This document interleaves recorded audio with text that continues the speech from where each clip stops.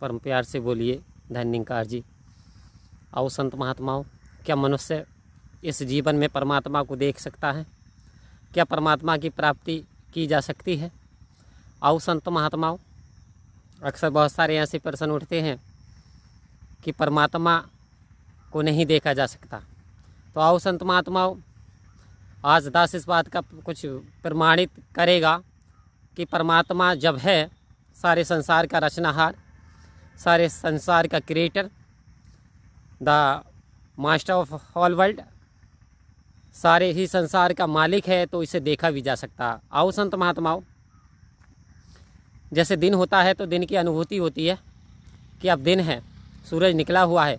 आओ संत महात्माओं, ऐसे ही क्या होता है, जब रात होता है तो अंधकार से रात्रि का एहसास होता है कि रात है, तो दिन और रात को देखा जा सकता है, झूठ और सच को परखा जा सकता है। तो प्यारी साध संगत जी, परमात्मा को भी देखा जा सकता है, लेकिन कैसे, किस तरीके से परमात्मा को देखा जा सकता है, किस प्रकार से परमात्मा की ये जीव अनुभूति कर सकता है, ये बड़ा मनन करने का विषय है। तो आओ संत महात्माओं, द्वापर युग में भगवान श्री कृष्ण ने गीता में कुरुक्षेत्र के मैदान में अर्जुन को बताया कि हे अर्जुन, समय समय पे मैं अपने निराकार स्वरूप का ज्ञान मैं ही दे सकता हूँ। एक मैं ही हूँ जो अजर अमर अविनाशी हूँ, मैं ही हूँ जो चेतन हूँ, अनंत हूँ, सारे जीवों में निवास करता हूँ। हे अर्जुन, मेरी अनुभूति की जा सकती है, लेकिन कराने वाला भी मैं ही हूँ और करने वाला भी मैं ही हूँ। लेकिन जीव के जो है इस पर पर्दा पड़ जाता है, अंधकार छा जाता है। तो आओ संत महात्माओं, वो कहते हैं आप ही कराने वाले हो। कह रहे कि डिफरेंट टाइम में मैं निराकार ही शरीर अवतार के रूप में, सतगुरु के रूप में इस पृथ्वी पर जनमानस को सही रास्ते पे लाने के लिए अवतरित होता हूँ। आओ संत महात्माओं, कबीरदास जी को भी ये ब्रह्म ज्ञान की प्राप्ति हुई, उन्होंने भी परमात्मा को देखा। मीराबाई ने अपने गुरु रविदास जी से परमात्मा को देखा। आओ संत महात्माओं, अनगिनत, यानी हम उदाहरण ले लें, चाहे वो भगवान राम का हो, भगवान राम ने गुरु वशिष्ठ जी की कृपा से इस रमे राम के दर्शन किए, इस निरंकार के दर्शन किए, इसकी अनुभूति की। और अब द्वापर युग की बात करें तो जब कुरुक्षेत्र के मैदान में अर्जुन भयभीत था इतनी सारी सेना को देख करके, और रिश्ते नाते जोड़ने में लगा हुआ था, ये मेरे चचा हैं, ये मेरे ताऊ हैं, ये मेरे फलाने हैं, ये मेरे ढिमके हैं। तो प्यारी साध संगत जी, तो उस समय भी परमात्मा ने इसका मोह हटाया और इसे कहा कि हे अर्जुन, ये धर्म क्षेत्र है, ये धर्म युद्ध है, ये तो तुझे करना ही होगा, यानी बुराई पर अच्छाई की जीत तो करनी ही होगी। तब वहाँ पे इन्होंने अपना विराट नाकार स्वरूप के दर्शन अर्जुन को कराए कुरुक्षेत्र में।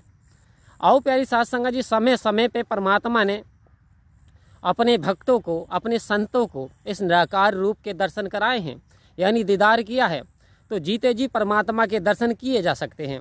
आओ संत महात्माओं, एक उदाहरण ले लें। देखिए, एक बल्ब होता है लाइट का, प्यारी साध संगत जी, वो जब बल्ब जलता है तो प्रकाश दिखाई देता है कि प्रकाश हो गया, लाइट आ रही है।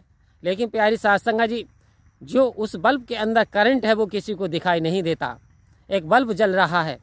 ठीक इसी प्रकार से सारे संसार में ये जितने भी मानस हैं, जितने भी प्राणी हैं, सब चल फिर रहे हैं, यानी सब सजीव हैं, वातावरण में बोल चाल रहे हैं एक लाइट की तरह। जैसे बल्ब जो है, जब तक लाइट आ रही है, जब तक जो है बल्ब प्रकाश दे रहा है। आओ संत महात्मा, जब तक इंसान के अंदर ये परमात्मा रूपी आत्मा है, तब तक इंसान कोई भी काम गतिविधि कर सकता है। उसके बाद कहते हैं कि राम नाम सत्य, सत्य बोलो मुक्त है। आओ प्यारी साध संगत जी, फिर क्या होता है, शरीर तो वही रहता है, वही दो कान है, वही दो आँखें हैं, वही नाक है, तो फिर चला कौन गया? मनन करने का विषय है संत महात्माओं। आखिर जो परम आत्मा स्वरूप, परमात्मा स्वरूप आत्मा थी, वो अपने प्रीतम को प्यारी हो गई। अब इंसान लाइफलेस हो गया, अब ये चल फिर नहीं सकता। तो प्यारी साध संगत जी, सतगुरु की कृपा से बता रहे हैं, भगवान कृष्ण की सतगुरु की कृपा से इस ब्रह्म ज्ञान की दात समय समय पे होती है।